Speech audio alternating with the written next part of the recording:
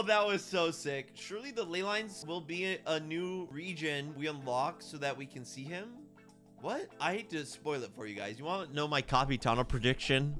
Probably in 7.0 or maybe a little later, our boy's going to get up. Our boy is going to stand up. And whenever he stands up, he's going to become playable. There's no way. I mean, I'm fine with him not becoming playable. I'm not fine with him sitting his... Because my guess... So the reason, chat... Let's get a little lore on you. Let's get a little into the lore of Genshin Impact. Hi, my name's Jonathan. I'm your leafy lore streamer, Jonathan. And here, I'm going to tell you my theory for Capitano and why we are going to kiss. Just kidding. Just kidding. Platonically, of course. Chat, my thing is...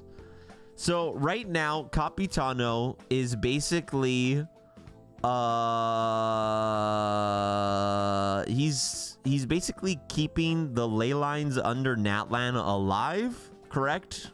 He's keeping the Night Realm alive, basically, and whatever the angel of the Night Realm, the angel of the Sealies alive, with his essence, with his paradox, right? Because he's immortal, but he's also dying.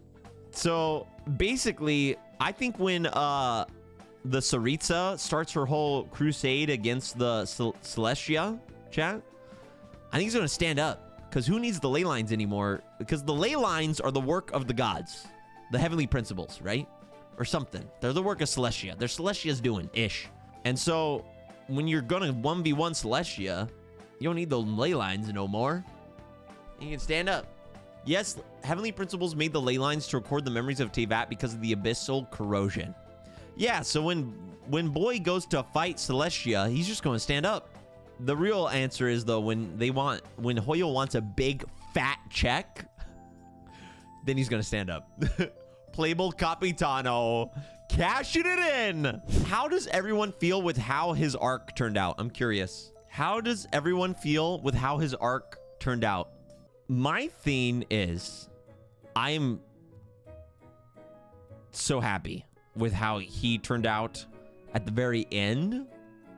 Up to that moment, though, the fact Capitano was basically AFK the entire time and then showed up and made the Archon quest so sick in the last 10 minutes makes me a little sad. I wanted evil Capitano. I wanted his character to be a little more ruthless. I feel like, chat, does anyone else feel like he became a little too nice too fast? Like he was still stoic. They still kept some of his Capitano traits. But at the same time, he became like, he wasn't like menacing at all. Yes, honestly, I was completely disappointed with it. I want someone to be evil and stay evil. That's just my issue with Genshin right now. I think someone can be evil. How do I put this? I think someone can be evil and you can make their reasoning make sense, right? And I guess it would have been cool. For instance, here's a... Dottore is right there. No, Dottore is different. Just like Magneto, exactly. Dottore is more like evil. Like incarnate, like not even relatable level of evil, which is fine. And it's fine for the Doctor to have his own selfish reasons, right? With Capitano having this reason, it would have been cool if, like, Capitano, like, got in a fight. I don't know, man. I mean, he was honorable. It would have been cool if he was more of a pragmatist, even to pursue his end goal. Like, what if he had to, like, stab Mavuika or something to take this throne? I'm joking. We all know they would kiss. No, I'm joking. Being evil is relative and subjective anyway. His entire story was predictable for me. The captain was just trying to avenge his allies in the end. That's fine. I wish he would have done some more harsh stuff to achieve that goal. You know what I mean? Why put expectations on a character that was never supposed to embody it to begin with? That's a good question. I don't know. Because I'm a human with emotions. With saucy emotions. I still like it, though. I'm still happy with how he turned out. The end of his arc. What I wish didn't happen, though, what I'm so confused about, chat, if you had Capitano in the entire Archon quest, the last act, and you had, like, little bits and pieces of, like, his Conria lore or his connection with his people and his true goals, like, being, like, sprinkled throughout, and you have some badass Capitano lines while like you're in the abyss fighting, that would have made the quest phenomenal all the way through, in my opinion. It would have been so sick. But instead, he kind of just came out of nowhere at the very end. Was like, by the way, it's like we could have got that same energy the entire Archon quest. I still enjoyed the entire Archon quest. I just want something to not work out for the Traveler. It's giving Disney movie everything is happy all the time, and it's kind of brutal. It's just lost my interest. Honestly, I want someone to die and stay dead. This is more than Capitano. All of Natlan was pretty underwhelming. Yeah, that was Fontaine. We almost got everyone drowned, not gonna lie, but then they didn't. I mean, a bunch of people died in the Archon quest. I wonder if it's the tone of Natlan. You know what I mean? Because, like, it was the Nation of War, but the tone of it felt very jovial. Even, like you did, like, the war quest where a bunch of people were dying. But for some reason, the stakes still felt like the stakes didn't on paper, like it's crazy high stake battle is happening, but the way it played out made it feel like, oh, it's just like, oh yeah, that happened, and then this happened, and then we saved Natlan. I don't know. The Nation of War was just the Olympics in a weird happy war. I don't think it was a happy war, because like I just think it's like expectations. People had 2 regions of drama and mystery. Then we got a tournament. The war, no one seemed to connect with the story level. I think sometimes we don't know what we don't like about a region, chat. And we try to grasp, like we try to pinpoint what it is. And more often than not, we're wrong in identifying what actually made us not like it. You know what I mean? I feel like a lot of that's happening on Twitter right now, on TikTok. But I do agree that I think it's just way... I'm not sure exactly what it was. It was just the way it played out made me less connected to the Natlan characters. And it was just something about, I'm not sure if it was the pacing or just the way, because on paper, the story of Natlan is good. Straight up. Full stop. The story potential of Natlan on paper is really good. But the way it played out, just like, even though a lot of stuff was done well, it just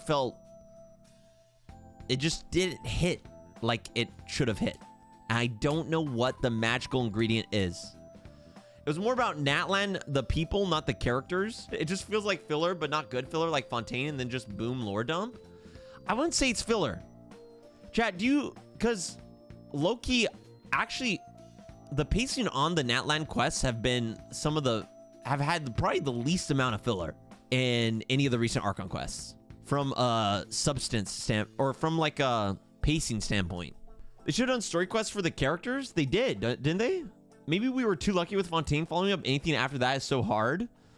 Chad, do you agree though that